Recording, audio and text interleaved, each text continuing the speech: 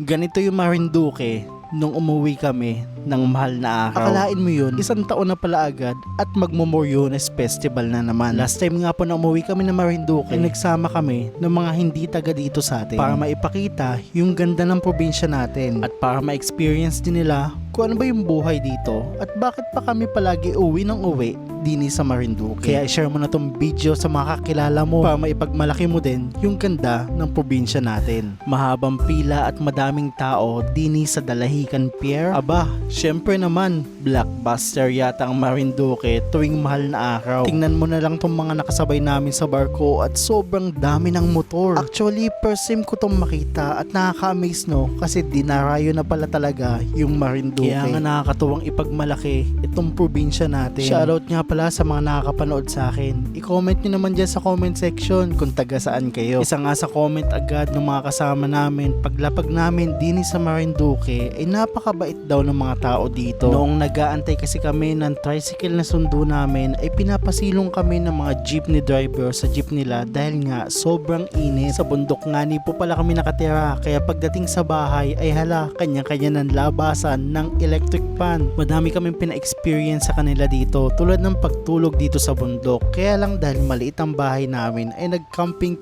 na lang kami dito sa labas ng bahay. Pina-experience din namin sa kanila ang maligo sa sapa at maligaw pa uwi dahil limot na din namin yung mga daan. At syempre hindi mawawala dyan ang pagsaksi sa Moriones Festival na talagang isa sa pinagmamalaki natin dini sa Marinduque. At syempre kapag may Morion, may apakuha sa Morion. Halo-halong feelings na nga yun naramdaman nila dito sa Marinduque. At ang pinaka main event namin ay ang pumunta dito sa Maniwaya Island. Dito ay naranasan nilang sumakay ng bangka at mapuntahan ang mini Boracay ng Marinduque. Overload experience at saya nga ang naranasan nila dini sa Marinduque. Kaya bago sila umuwi, sinabi nila na sa susunod daw ay babalik sila sa ating probinsya ng Marinduque.